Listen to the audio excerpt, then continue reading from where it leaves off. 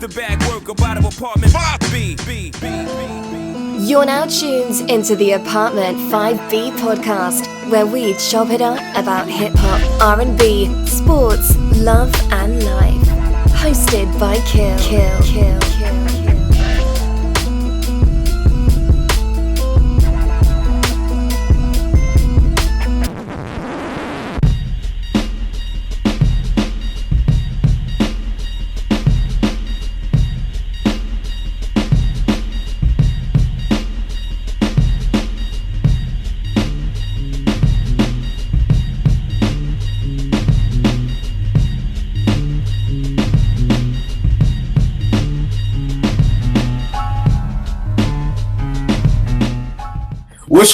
What's good, y'all? To the Apartment 5B podcast. Book of Rhymes on tap for the day. I got my squad in effect with me today. I got my co-host Porsche. What's going on, miss? How's it going, Kel? Oh man, everything is good. I can't wait to chop it up about this book. Yeah. Got my cousin out of Brooklyn. What's going on, Joanna? Yeah, how y'all doing?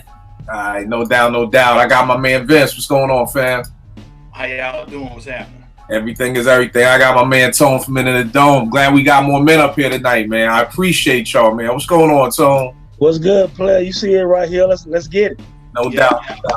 We gotta let them know black men read books too. Men in general read books. Okay, we gotta get that in here. So today's book of the month, Born to Use Mics, breaking down Nas's Illmatic. This was Portia's pick, so I'm about to throw her the lob, see what she gonna do with the rock today. Portia, what's up, babe? Run the show. Oh, man. Okay. Well, I think we should start with talking about the album first. So what does everyone think about the album? Where does it rank? Favorite tracks off the album?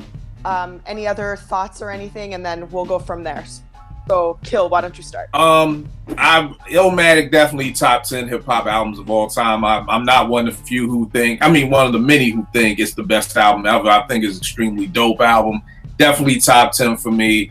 One of my favorite albums. I think it's one of the first albums, if I'm not mistaken, it's the second album to do this. The first one was the Youngsters, the Aftermath, to get together a group of producers to produce the album. You know, prior to this, kind of everybody had their crew. EPMD produced for their crew, PE produced for their crew. This was kind of like the first time on a huge level that was like, nah, I'm gonna go out and get X, Y, and Z producers to come in. And I think that's a great thing. I also think it was a blueprint to me that kind of messed up hip hop. Not that it's any of Illmatic's fault, but from there, then we got into everybody grabbing other people's sounds, and it's kind of where stuff started to get blurred. You know, my pastor would always talk about with married couples where you would talk about, do you split your finances or not? He's like, look, once you make some half and half, which is a Baltimore term for half lemonade, half iced tea. Once you pour that iced tea and lemonade into the jug, you can't get the lemonade back out. It's in there. You know what I mean? So again, no fault to Illmatic, but I think after people saw that blueprint, it was like, oh, okay, that's what I'm gonna do. I'm gonna go get 2 Pharrells and 2 Just Blazes. It was almost like they started ordering food because, let me get 2 Kanyes, 1 Just Blaze, let me get Alchemist, and get thrown a Dr. Dre beat for the hell of it to get down on the West Coast. But Let me digress. But yeah, Illmatic, definitely one of my favorite albums of all time. Favorite tracks? Probably New York State of Mind. Like to this day, whenever I hear New York State of Mind, even when they just used it for the Heineken commercial, it just still sounds perfect. It just doesn't sound dated at all. It sounds great. It just to me sets the tone and the mood for the whole album. Nice. Joanna, what about you? Oh, of course, Illmatic is everything. I mean, I remember where I was when this album dropped, and it was something about the way it was arranged that made it unique in terms of the tracks seem that they're following a linear sort of story in a way, the way that he arranged these tracks.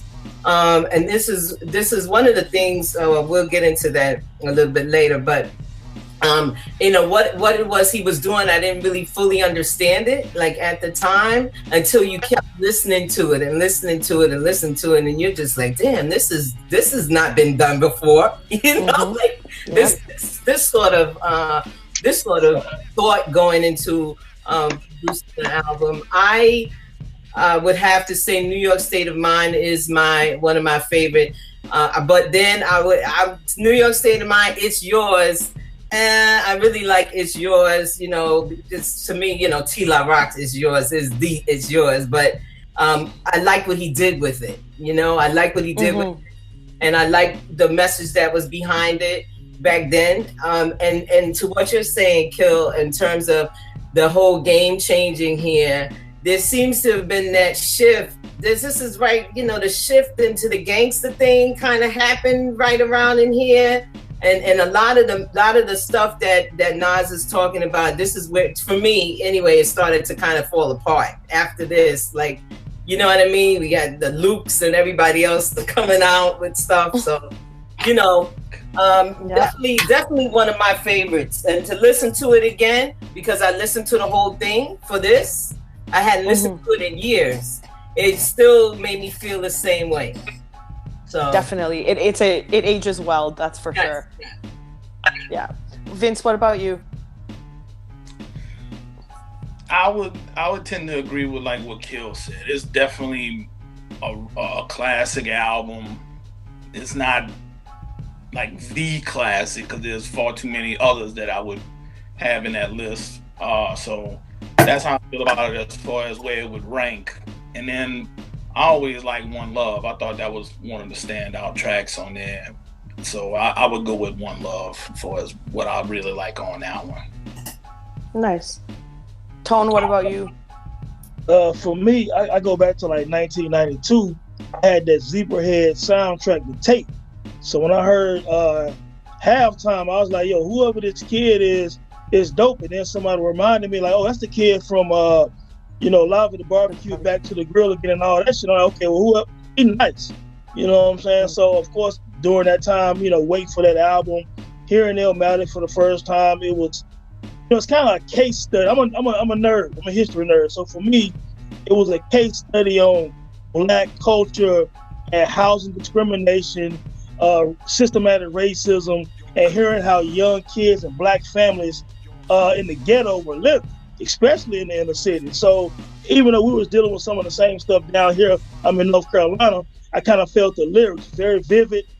I rank Illmatic top 5 of all time because when I listen to that now and I listen to other albums that I thought were classic, or I feel like pushing the classic, his imagery for hip hop and for kids growing up is just second to not many. So I put it in the same light as It Take a Nation a Million with Public Enemy, The Chronic by Dr. Dre, A Tribe Called Quest, Midnight Marauders for me is like my favorite rap album, and Ready to Die by Biggie. So those kind of round out my 4 or 5 favorite albums. But Illmatic is just a testament of perfect MCing almost.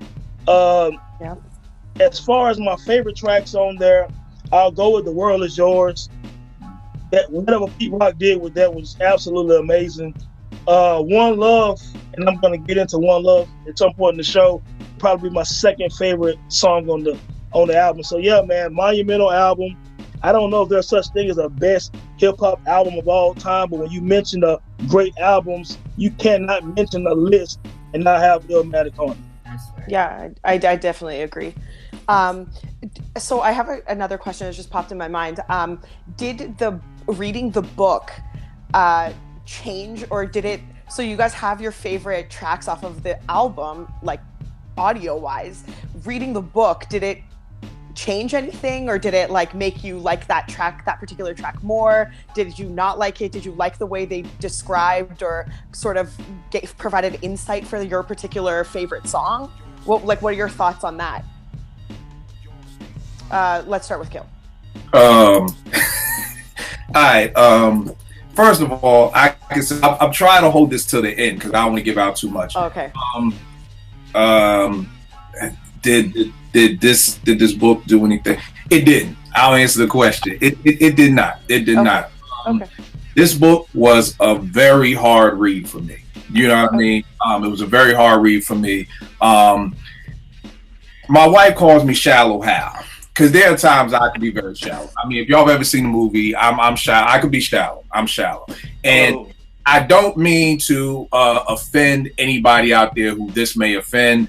When I got this book, Porsche, when you sent me this book, I was like, I love you, Porsche, because Michael Eric Dyson. I appreciate all of you. Dude is like the. I've got so many thoughts about this book. So many thoughts about this. Oh man, I don't even know where to start. You know what? I don't want to belabor the show. Go to somebody else. I don't want to. Okay, Joanna, what about you? Throw too much out right now. I think we must be somewhat on the same wavelength here, because to answer the short answer is no. It did not change anything for me in terms of the book. There was one chapter that I was able to really get into, and that's chapter number 7, ironically. Right. Number 7. But yeah, but no, it did not impact how I feel about the album or the songs on it. Okay, cool. Vince, what about you?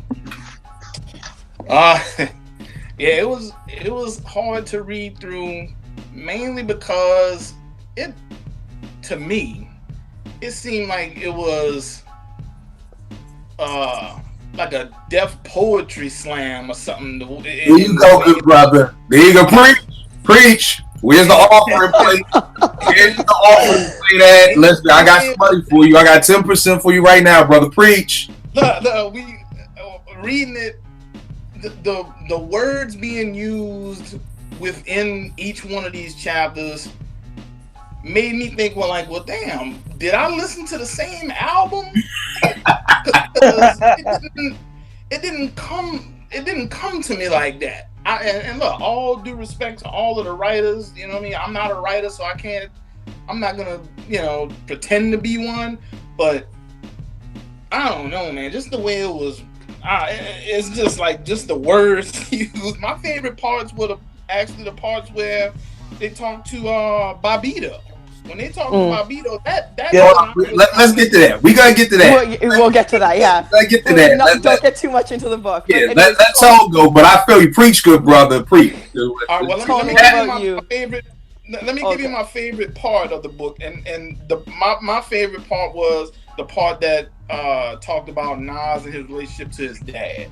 I think that was my favorite part, other than the parts that I really, really liked, which were the parts that Bobbito was in on. So that's it for my little. All right. Tone, what about you?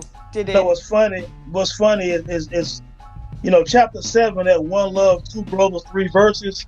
That was the one, and I read this book years ago, and I went back and looked at it again the other day. I might remember the book perfectly, but Michael Eric Dyson talked about the interview he did with Soledad O'Brien and about his brother being incarcerated, and he kind of dissected One Love.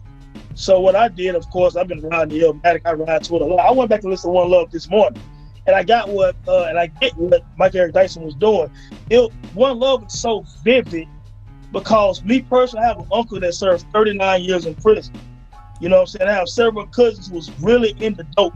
Growing up in the 80s, who did a lot of prison time. I've been to prison plenty of times. I've been in the street with my family. So I get One Love. And I get where he was going when he was kind of talking about just the systematic racism, like I said earlier, the housing discrimination, building the projects up, government assistance, the drugs, the 80s drug laws. You know what I'm saying? So when he dissected a lot of information, which he can do sometimes, and at times Dyson can't overdo it, and at the same time try to be hip and hip hop with it, and you kind of lose him in the jargon and rhetoric. But if you can see through some of that, which I can because I am a writer and I've written several books, et cetera, I kind of try to look into, I get what they were trying to do with Born to Use Mics. They were trying to be descriptive but hip at the same time, which means that deaf poetry type vibe is why it can be a little irritating trying to dissect it a little bit. And I felt that, but I like the way Dyson at least try to humanize One Love and humanize his brother and just about what a lot of young black people and especially young black men go through because of this damn system. And we know how the 80s drug laws did. You put an 18-year-old kid in prison till he's fucking 33, and you've crushed his life. When there's other kids who didn't look like us got 2 years of probation. Yep. Yeah. You know what I'm saying? So just let me give you an example about this verse when Nas said, see, the streets had me express something terrible. Fucking with them corners had a nigga up in Bellevue or HDM. Hit with numbers from 8 to 10. The future in the maximum state pen is grim. I'm like, wow. Like, think about what he's saying. 8 to 10. I'm 18. I get out. I'm 28. You know what I'm saying? So that's kind of the stuff that that I pulled from that chapter, and it hit home for me, and it hit home to a lot of young black people and black men in general who were going through a lot of stuff in the city and just in the game overall. So yeah, that would be the chapter. I really enjoyed that chapter outside of some of the other ones. Yeah. I'd just like to piggyback on that and say that the reason why this chapter stands out for me is because it is humanized. It is a story that we can relate to. It is not just spitting off the top of your, rhetoric, talking, deaf poetry jam sort of vibe. He's relating the music to something that's happened to him personally that most of us can relate to. And that is why that chapter I was able to read the entire thing, which I can't say in full disclosure that I did for this book. Okay, fair. That's fair. Okay, so like hold tight, Porch. What about you? Okay, well, for me, I treated this whole thing as supplementary material. Like if you're in school and you have a project, which would be Illmatic the album, and then this book would have been like the supplementary material for it. So for me, I kind of read it as like, oh, these are like these people's opinions on it. It didn't, much like the rest of you, like it didn't change anything for me in terms of my favorite tracks on the album. And my favorite track on Illmatic is It Ain't Hard to Tell. So, and that was my favorite chapter in the book as well. And then there were some areas where I was sort of like, oh, I think it was Vince that said it. Like, was I listening to the same album that these guys were listening to? Like, I know they come at it with a more like scholarly angle. These guys are all like PhD holders or master's holders. They're academics. So they kind of come at it with a different angle. And I like that about it, kind of. So yeah, that's my opinion on it. But I just want to know from the group, like, what is everyone's first impression of the book? Besides, I guess, knowing that, I don't know, I know everybody's got issues with some of the writers and that was like a big thing, but what is the first impression of the book, like reading maybe the introduction or the foreword? Kill, what about you? My first impression of the book was, this is going to be a long fucking book to read. What I meant about the shallow house part was, and again, I don't mean to offend anybody who had, I have a long name myself, but when I saw like one of the people was Sohail Dulatzai, or Amani, certain names I already kind of have to know. I know how you're gonna write, and it's like Vince said, we're gonna get real deaf poetry on it out here. And I think the problem with me and hip hop is, one thing that I've learned throughout time is that I've always said, as black folk, we have to learn how to document our own culture. There are too many times that white folk, no offense to anybody white, because hell, they getting the money, they getting the backing to be able to do it. But I always said, why is Remy from Higher Learning making this Tribe Called Quest movie? You know what I mean? Mm-hmm. Why is that? There was a, God bless the dead, MCA from the Beastie Boys. He did this awesome documentary called Gunning for the Number One Spot, where he documented like the 12 dopest high school players in America going to Rucker Park. And I'm just like, why is MCA doing this? You know what I mean? Is it because they can get the backing and we can't? I now, after reading this book, understand that it's not just about black folk documenting our culture. I need hip hop heads to document our culture, because I don't feel like anybody in this book is a true to God living hip hop head.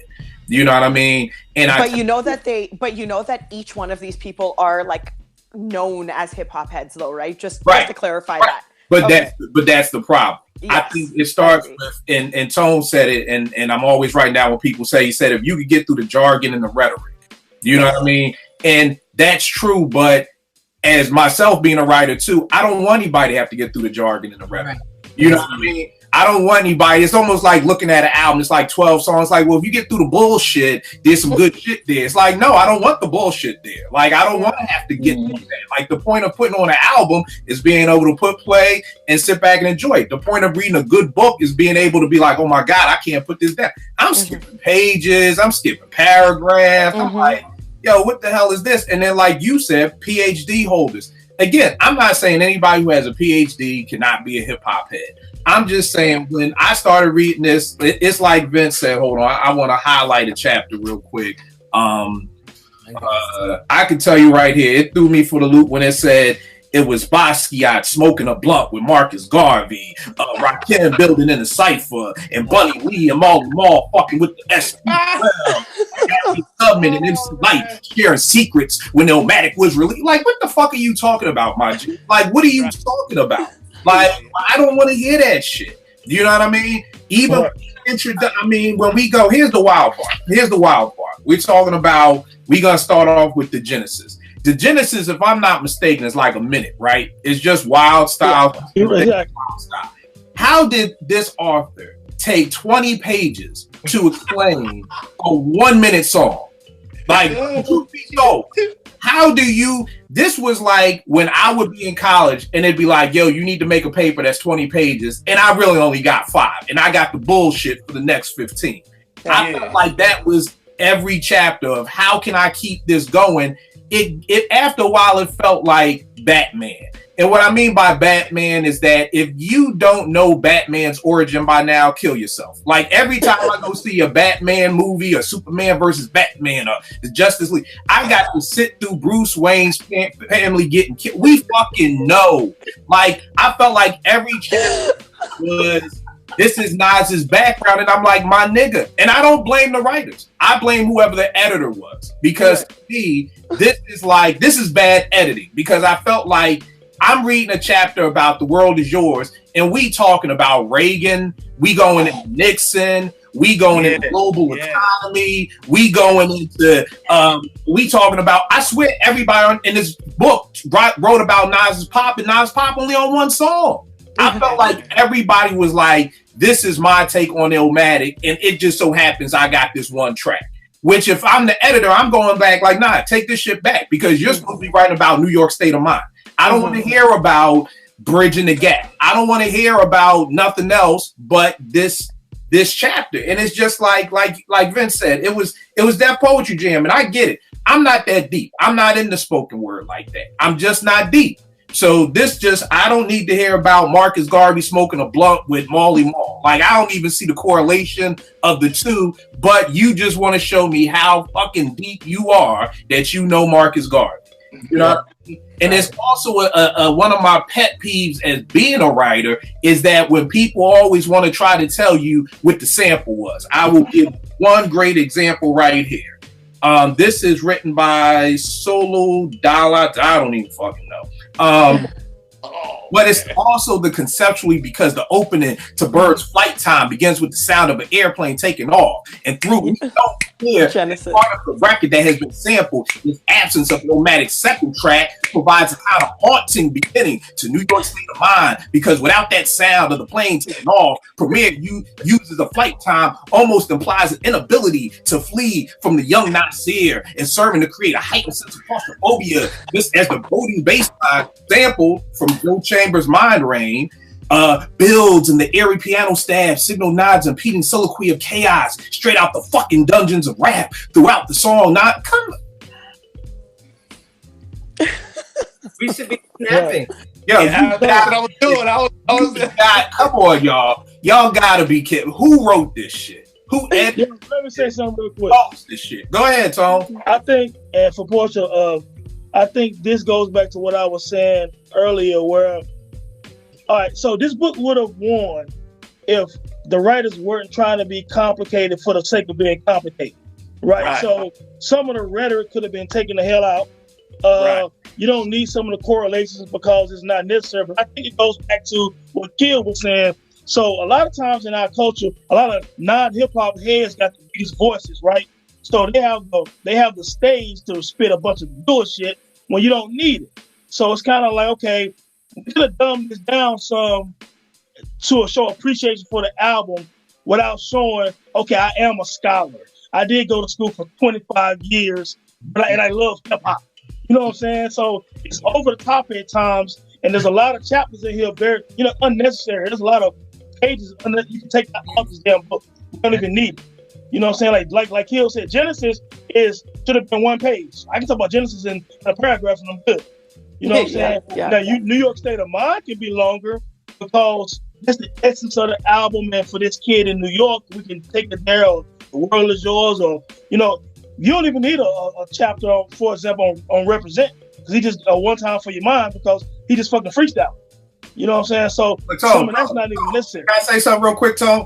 No doubt. From One Time for Your Mind, which is written by Kyra Gaunt, I lost this because here's her piece. Years ago, I read a chapter of Eve Sedgwick, a queer study scholar, that had me question the limits of my own available thinking about sexuality, despite my expertise in the study of gender and the body. Her writing left me as a professor of hip-hop music with a provocative thought. What would help students interested in hip-hop question the limits of their own thinking about misogyny? Am I saying it right? Misogyny? Yes. And the impact of women and men.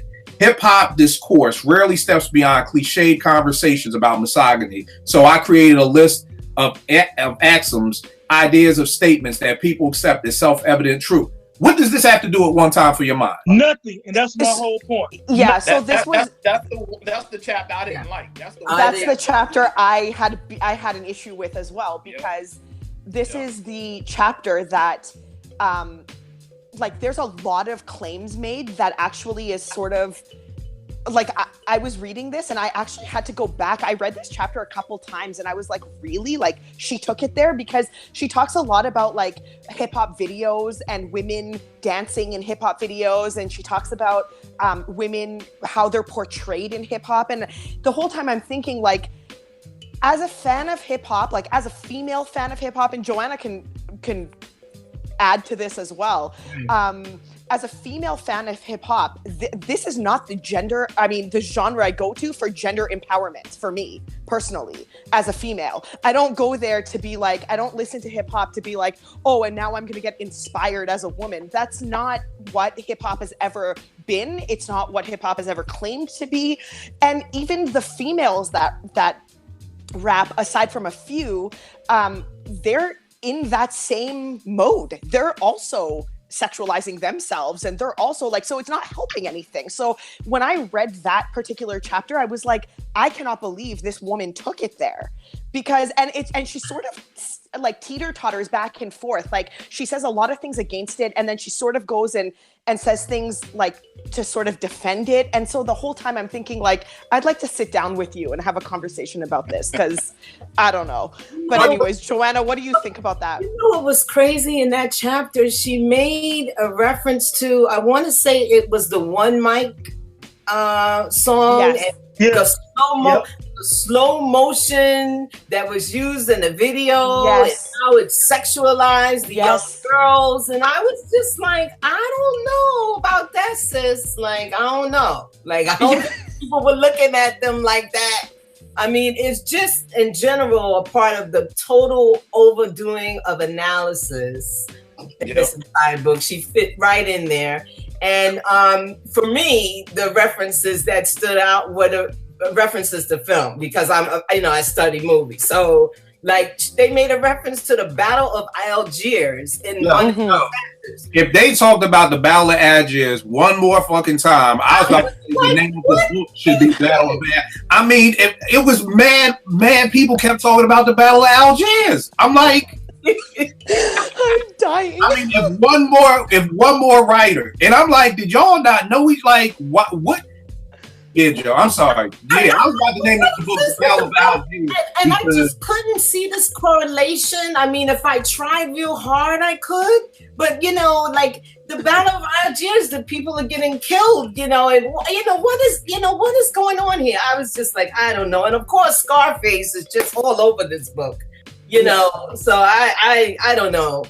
I think there's something to be said about trying to write for your audience also. And to me, this demonstrates a lot of hubris. Okay, there's a lot of hubris running around in this book because you clearly don't want the people who love the genre to read it. That's you know what I mean? Like it's too much bullshit in it. It's almost like one. It's like Tone said. It's wanting to be deep when you don't have to be deep. Because if you really sit back and when you sit back and I like listening to people because that lets me know if you bullshit or not. But it's like when Nas' Life is Good came out, a lot of people like, oh my God, this is just like Marvin's Here, My Dear. And when people would say that, it just let me know you really didn't know what the fuck he was talking about. Because Marvin's Here, My Dear is nothing like Life is Good. Like Life is Good speaks on Nas' divorce in one song. And he talks about Khalees in a verse in one song. That's not Marvin's Life. That's not Marvin's Here, My Dear. You know what I mean? That's literally Marvin's Here, My Dear was an entire album about him and his wife going through a divorce. Since the court said he had to give her all the money from this album, he was making this whole album there. You see what I'm saying? Damn diary. What do you say? Here, My Dear was like a love letter / a damn diary. Right. About his damn marriage and divorce. And it was very intricate and very detailed. And Nas only touched on that really on about 2 or 3 songs at tops because the rest of the Life is Good was shit like Back When. He talking about hip hop and Queen. Right. You know what I'm saying? And you wouldn't understand on some street shit whatever. So, trust. So yeah, I agree, Kim. But that's what I mean. Because what I mean is that when people say that, it's almost like you 9 times out of 10, because Marvin's Here, My Dear is not a popular album. Not at all. When people tell me they've listened to Hear My Dear and really we could conversate, it lets me know you are really on some music on a deeper level than what my homegirl Maya used to say, like, you're a quilt maker. You just know the hits. You don't know the B-sides and the other stuff. But I'm saying that to say is that people would try to say that to make themselves sound deep. Like, look, y'all, I know more about hip hop. I know about Marvin. You know what I mean? Or I know more about hip hop. I know about jazz. I know about Roy Ayers. I'm hip. Like, and it's like, what's up? That used to piss me off when I heard that because for me personally, Marvin Gaye is my favorite artist ever. And I know about all of his music. And Hear My Dear is a brilliant album, double album actually, that I own. So when I used to hear people kind of dumbing his music down, because that's my favorite MC. But Life is Good is not Hear My Dear. So again, that goes to what this book is about. You have so-called intellectuals who overdid it, added way too much unnecessary jargon in the book, and it's unfortunate because they missed the point. You know what I'm saying? You should want everyone who loves hip hop to have embraced this book and embraced everything that's in it. And instead, you alienated all of these people that love Illmatic, that love Nas, that love 90s hip hop. And this book really. It was a hard read, like trying to read a fucking Dan Brown book. You know what I'm saying? Like, what is this? I'm trying to decipher some of the jargon, and it's like, even with Mark Lamont Hill, one of my frat brothers, brilliant brother, Philly guy, I think. I like him a lot. He's a good dude or whatever. My man just kicked it with him last week at his coffee shop and what have you. He loves hip hop, and he did a decent job right here. But I still felt like he still had to show I'm an intellect as well, when he could have dumbed some of this down so we could really appreciate the message he was trying to convey, man. So he's talking about Matrix and all kind of a dumb shit, and it's not necessary. To me, it's not even about dumbing it down. It's just about make it digestible for somebody. Right. You can write in a manner that you are still an intellectual, but still reach your reader. You don't have to do all that extra stuff. In my opinion. I agree. That's what I mean. That's the thing that I don't get. You didn't have to go through all the Battle of Algiers. You didn't have to go through all of these other references. Right. You didn't have to go through all those references because guess what? Most of the people who picked up this book, me included, I'm a fan. I listened to the album. I know what the album's about. I followed Nas's career. But when I read this, it's like I said, how can when I'm reading it, it just didn't. It made me like, well, goddamn, this album sounds fucking stupid. The album sounds stupid. They make the album sound stupid, and it's not. Yeah. I feel like they just smoked weed. They just smoke. That's what happens when you smoke. This is what you write when you smoke.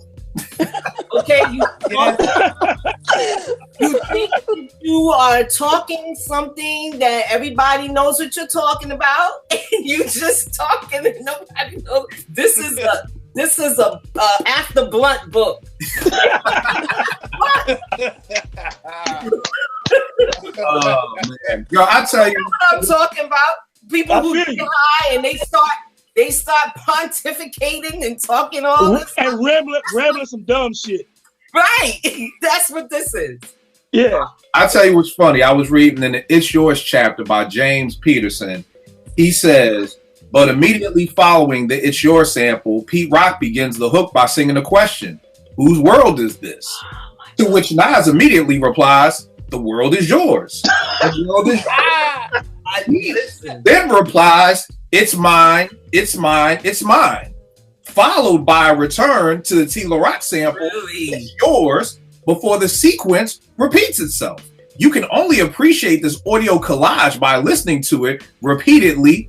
Nas, the world is. I mean, like, yo, did this nigga really just sit here and tell me what the chorus was on the song, right? Like, my nigga, am I deaf? Like, did this dude really just say, and then people, for you. And then Nas replied, and then a little scricky scratch comes in. You know, the wild part is that I think, something that you said, Porsche, that these people are looked at as hip hop scholars. I think the hard part is that a lot of times these people looked at hip hop scholars because of what their degree status is. Yeah. So when I agree. Needs to go grab somebody to talk about hip hop, they're not gonna go grab Conway. They're not gonna go grab, me. They're gonna grab, Michael Eric Dyson because he has a PhD and he's read every article of Vibe magazine, and so that's why they're looked at as that. But then when you get hip hop heads together and you say, like, this made me respect, and correct me if I'm wrong, Tone, I think it's Duke where Ninth teaches at, where he teaches. Right. Yes, it is. It makes me respect Duke as much as I fucking hate Duke for the fact that they hired a hip hop head to teach hip hop. Because if these are the people who are teaching hip hop, yo, I'd probably fail your class. I would probably fail your class if these are the hip hop instructors that are teaching hip hop in our universities. You know what I mean? And like I said, it will realize. Kill, you'd have dropped the class. You'd have dropped. I would have dropped it. Now, how I'm gonna drop a hip hop class? You know what I mean? How that? Yeah.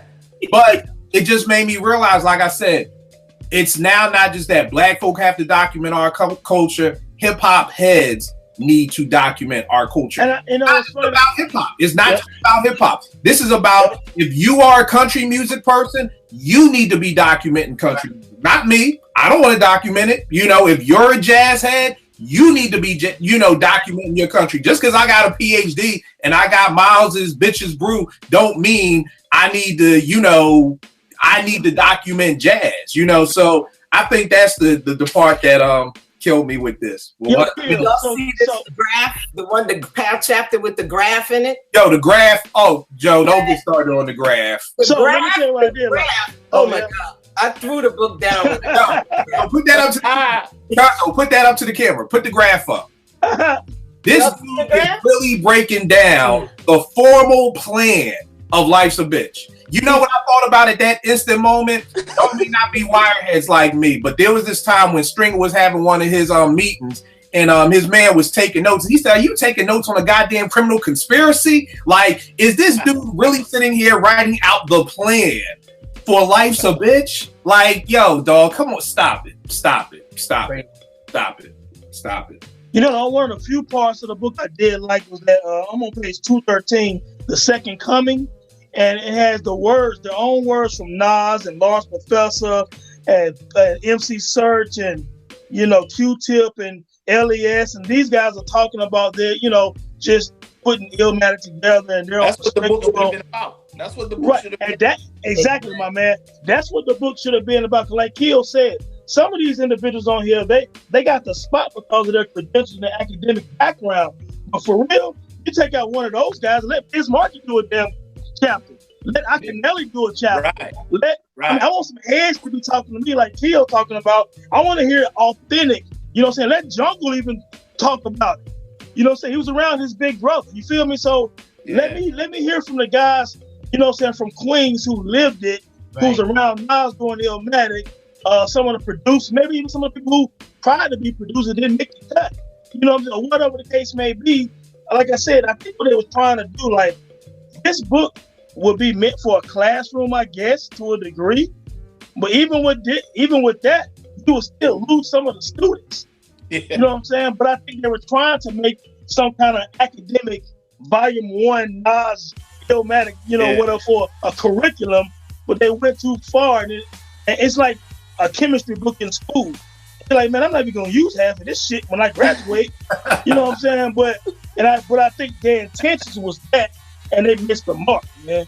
Yep. I think one way that I looked at it was that I think a lot of this was we know Illmatic's, like where Illmatic is sort of renowned in the hip hop community. Like everyone sees it as this like pioneer album. It's unlike anything else. And I feel like with all of these, and I call it reaching, like they were reaching for the stars with some of their claims and stuff. But I feel like they tried really hard to establish the rank and sort of justify the rank that Illmatic had.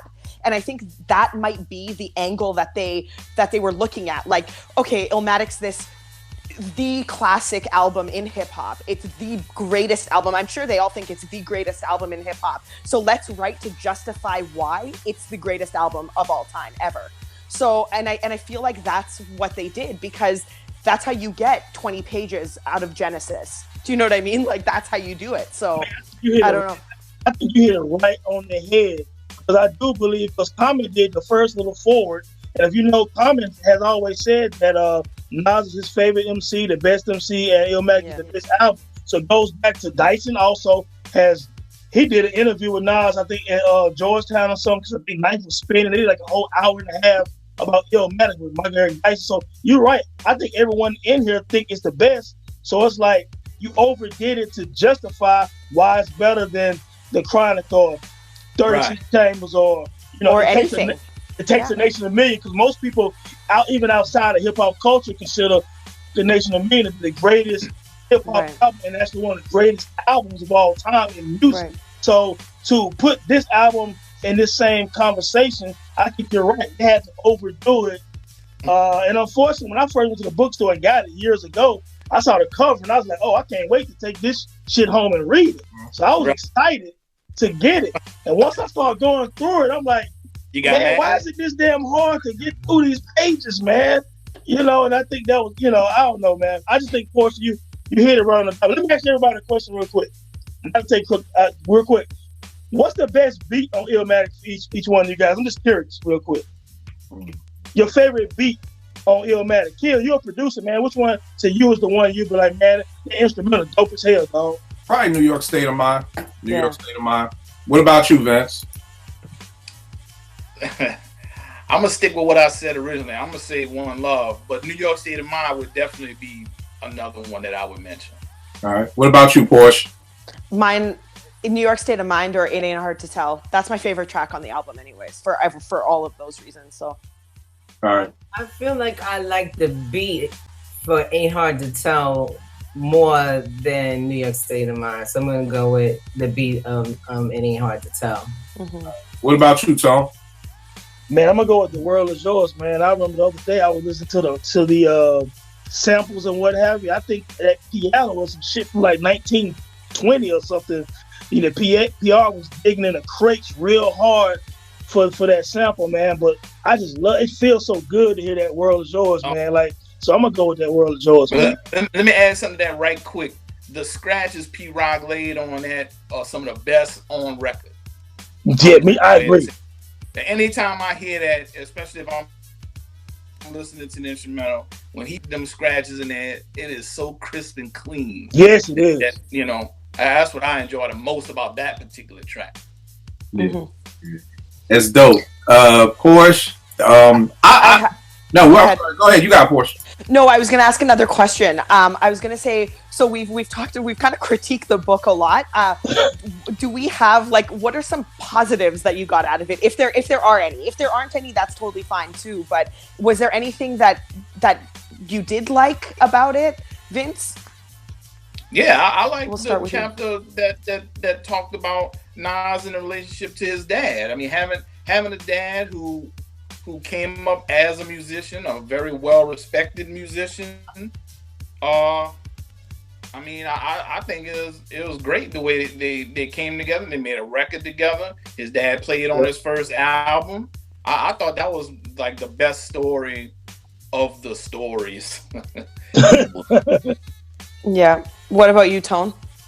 I'm gonna still go back to that chapter 7 with One Love again, because, you know, again, I am a history nerd, so I did appreciate Dyson talking about his brother and a lot of things that might have led up to maybe his brother even making a decision to sell dope and do crime. And, you know, as far as like just breaking down One Love, and I love that track. And again, because I feel it on a personal level, it made sense and it resonated with me. So I think that chapter was probably my favorite. Also, like what my man said, as far as like dealing with his dad and etc.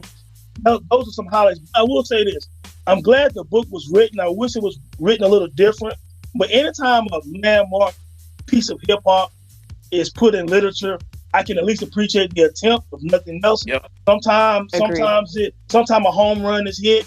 Sometimes you miss the mark. Unfortunately, I think Born to Use Mike's missed the mark. But the intention, I think, was good, even though maybe some of these so-called scholars have some other agendas as well, because as they write the way they write, they have other books and other projects they're working on. So there's always an agenda with your style of writing.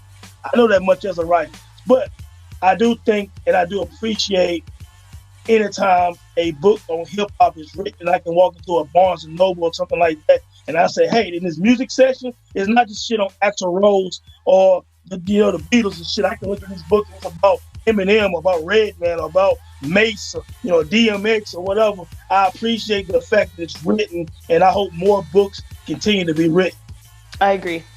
Joanna, what about you? I know you kind of complained that it was tough. It was you didn't love it. So advice and trying to do the chapters thing, like bounce around and it worked a little bit better for me. But I would say one of the things that I learned about the book from the book that I appreciated is I learned that Nas wanted to be a filmmaker. Mm-hmm. I don't remember which chapter that was in, and that explained for me a lot of his imagery and descriptive voice when he's writing his lyrics. Yep. And visualizing what he's saying, you can visualize and see literally everything playing out. And especially for me with One Love, I mean, just listening to it and reading it again, I really was glad to reconnect with that song after reading that, because it did shed another light on it for me, to a certain degree.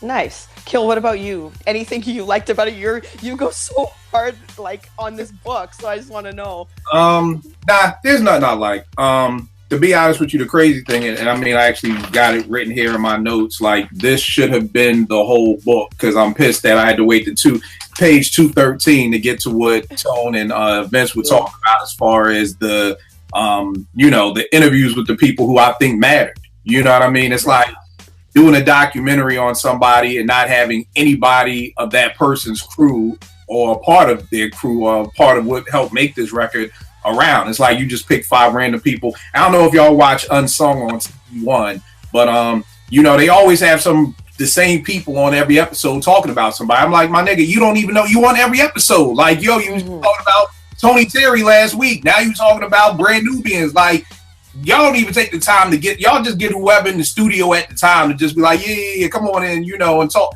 Like, get people around. I will say this, the thing that I did like, and it's shocking to me, that my favorite chapter is Michael Eric Dyson's. That goes to show you just how fucked up this book is. My favorite chapter is Michael Eric Dyson's. And the thing that shocked me the most was that it took, because I said, going into this chapter, I said, I'm going to see how long it takes my man to bring up Tupac.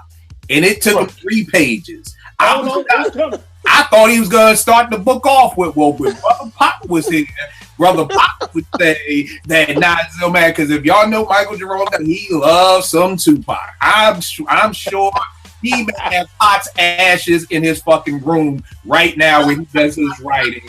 And I was shocked that it took 3 whole pages to bring up to. You could ask Michael Eric Dyson, what do you want for dinner tonight? Well, you know, Brother Pac loved him some beef patties, so I'm going to just order them.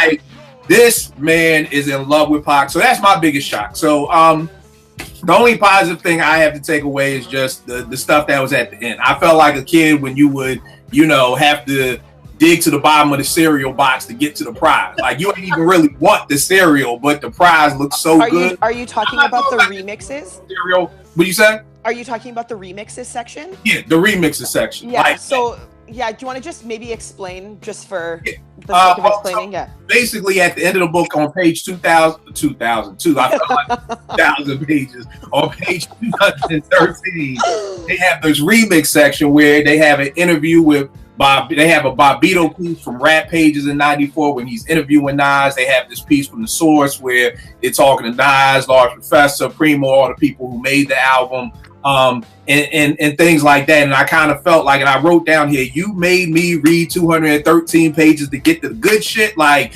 back in the day, and Joanna, y'all, and Vince, you probably know what I'm talking about. Nowadays, you don't even get prizes, but, you know, they used to sometimes put prizes on the outside of the box. So you could take the plastic out and the prize would be, no, I'm talking old school days where you had to eat the whole box to get to the bottom. So you started opening the box from the bottom to get right, exactly. Like, you see something like that's an ill prize, and you don't even like the cereal, and you get your mother to buy it just for that prize. That's what this book was to me. It was eating a bad box of cereal to finally get to the prize at the end.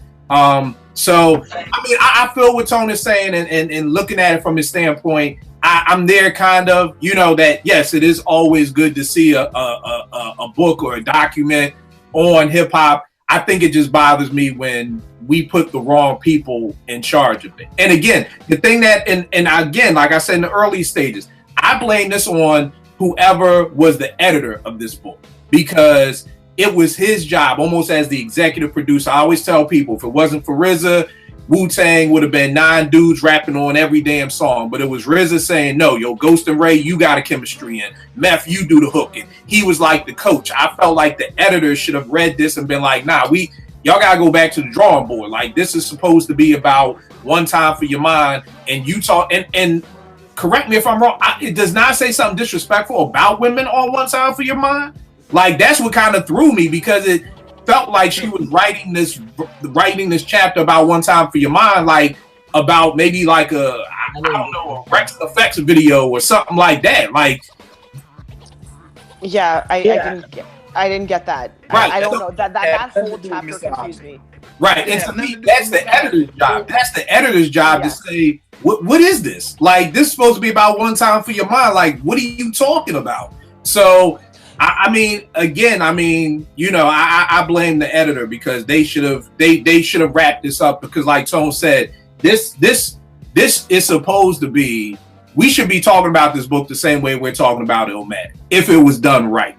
You know what I mean? We should be talking about this like, yo, I'm passing this on to every hip hop head I know.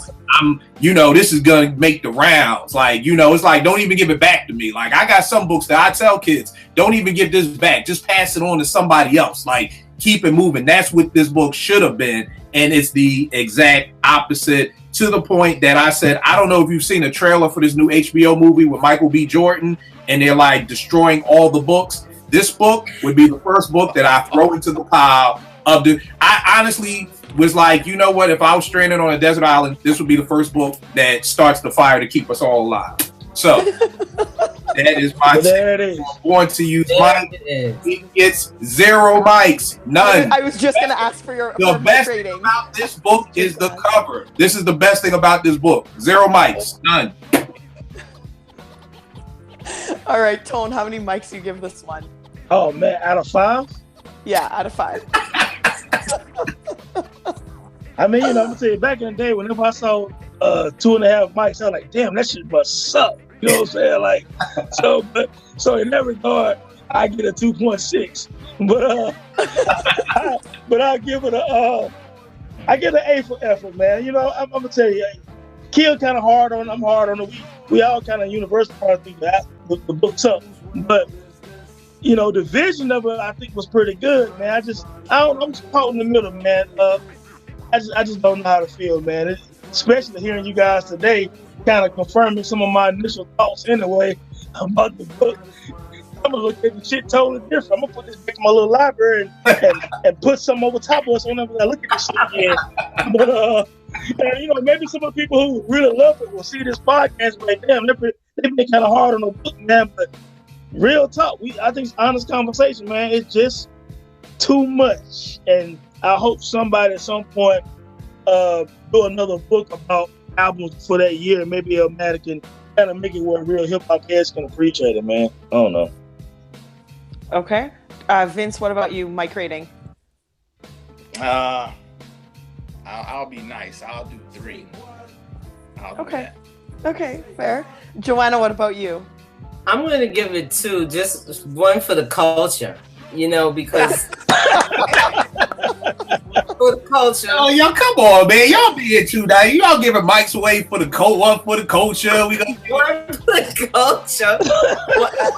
Let's say 1 for the culture. 1 for the culture. Yeah, I wouldn't recommend anybody read this. As a matter of fact, I was talking to somebody locked down who asked me to send it to him. I don't even know if I want to do that to him. All time. Yo, let me tell you something. You know a book is bad when you don't want to send to somebody who's locked up and don't know what shit else to do. I'm not sure how to do that. Wow. I give it 3 mics, and I give it 3 mics because I like the way the book is set up. So I like that there's not one person writing everything. I think that would have been an absolute disaster, more than it was. Hill, I think you would have given it like -10 mics if it was just one of these people writing the whole thing through. You know what it is? You got the right one person. But yeah, you're absolutely right. That's right. Out of these people with these long African names wrote it. Nope. Oh man, no. Yeah, but that's why I said no disrespect. I said I'm shallow, so I'm just saying when I see these long, and I got a long name. My name is Rahman, so I mean I'm not shitting on people. I'm just saying that I can see the name, and I'm like, I think I know where we're going. We're gonna be snapping. Let me ask everybody a question. Oh, Vince, let Porsche finish though. All right, I'm sorry. Oh no, that's fine. I was just gonna say I like the way it was set up. I like that it was divided up into the track listing. It's familiar. I like that aspect of it. So when I pick it up as someone who has listened to Illmatic like over 10,000 times, I'm like, oh, I know how this is gonna go. Now the content is where it's kind of a miss, because I completely agree with tone. Like, it's just extra. It's too much. It didn't need to be there. Kill, I agree with you. The editor should have just taken out and just hacked a lot of stuff out of there. But yeah, I mean, I give it a 3 mic on a good day. 2.5 solid, I would say. Yeah. Y'all being nice too, man. Joe giving 1 for the culture. We gonna be doing a review on CDs. They gonna be like, yo, I'm gonna give 1 for the plastic. I mean, just for the plastic alone, we gotta give it a mic for the plastic. This is Kill being shallow right here, boys. Yeah. We gonna be giving mics away. I mean, look, the art was good. The artwork was good, but not. What are you gonna say, Vince? Yeah. I was gonna ask everybody if you had never heard Illmatic and your first introduction to the album was this book, how would that? I would not buy it. I would not. Would you buy the album? No. This book as reference. Like, I think that it's in that scenario, if someone has never heard the album Illmatic and just goes off of this book, it's 100% misleading, because this is a reach in all of its definitions, like as much as it could be, in my opinion. Like, this Battle of Algiers thing, you're never gonna get that. This whole thing that went on about there was like an explanation about Nas's face on the background of New York, and they went on and on about how this is like him trapped in his mind, and all of this stuff, like, I think it would be wildly misleading. And I don't think that I think people would be scared of it. They would be like, look, I don't want to undertake this like album that's going to be an audio version of this. So yeah, I don't think it would be a good thing at all.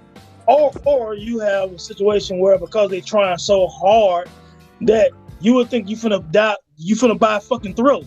You know what I'm saying? So the expectation is so damn high, even though it's a dope album, you'd be like, this shit ain't good enough because the book said it's Mozart masterpiece, Shakespeare theater, and it's too much. You know what I'm saying? So for me, I wouldn't have wanted to read this shit before listening to it because my expectations would have made it unrealistic to almost enjoy it to a degree. Because, you know, I do take the words to heart. I read every word in this damn book. You know what I'm saying? So for me, it'll just be too much, man. So yeah, you never want to read the book. It's like reading a book before watching a movie. Well, we know the book is better than the movie, so it's gonna be more detailed. So you almost hurting yourself by doing that shit. You're like, this ain't like the book.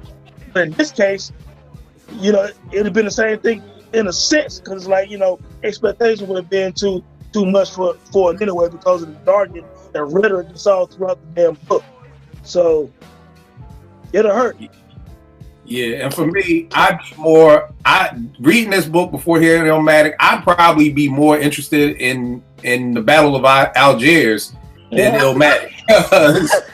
I would probably be like, yo, what's Illmatic? I want to fuck around with this Battle of Algiers, because as much as you talk about that during this book, man, that's what the real shit is. Like, fuck Illmatic. But nah, it wouldn't make me, it wouldn't, and that's why it's just like, and the funny thing is, I brought this used off of Amazon. It's funny because I'm reading this guy ecampus.com, so I'm sure some college is using this book as, you know, as like some reading stuff. And you're absolutely right.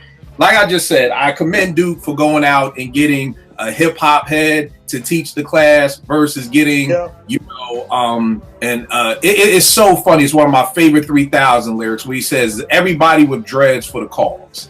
You know what I mean? Because you have people who just think because you got locks that you educated, that you're down, that you know what you're talking about. Yo, DC is full of a whole bunch of hood niggas out here robbing people, you know, who got dreads. So, and I'm just saying that because when I think of, you know, when I'm picturing what the, you know, some of these people look like, you know, and again, Shallow Hal, I'm thinking like an older woman with dreads, you know, down to her feet, and like is coming in and has all these PhDs, but just ain't no hip hop head. Just there's a big difference between somebody who watches sports and somebody who loves sports. You know what I mean? And you can get that. Like if I go over Tone's house and I'm like, Tone, yo, what channel is ESPN? And he don't know it. You know what that tells me right there? This nigga really don't love sports. You know what I mean? Because if you love sports, you know what channel. 850, 851 is ESPN too. Like, you know your channel. So it's like, that's the thing. Like, it just, you know, and I think there's like, I don't know how we find or define that line. Like I said, that's how I do in some ways.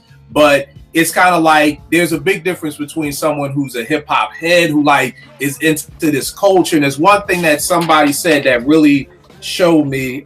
This person said, oh God, so basically the person was just saying like that hip hop is dance, spoken word, and art. And I was just like, see, no, it's not.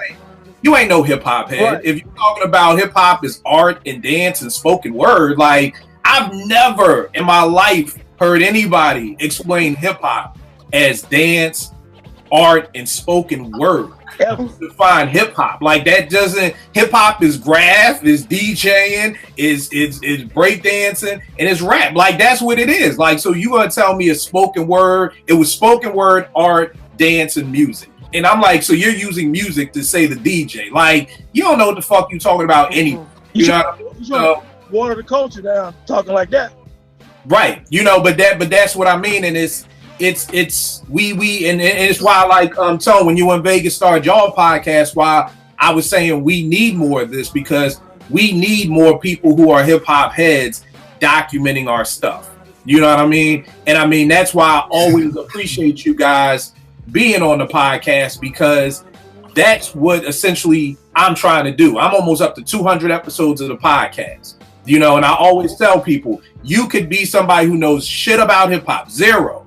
And I swear to you, if you watch the first 100 episodes, you will have a bachelor's in hip hop. Yeah. Over the next 100, you will have a master's. And that's what I want this podcast to be. That so years from now, when people want to learn about hip hop, they can learn about what was dope album covers, or what was the hip hop videos, or what this freestyling mean, and see it from different perspectives and things like that. So yeah, as hip hop heads, we gotta start documenting our stuff, because if we don't, this is exactly what it's gonna look like going on to the next generation. And I'm not even trying to be funny. I'm being dead ass serious. Like, this is what it's gonna look like. This is what somebody's kid is gonna learn about Illmatic from this.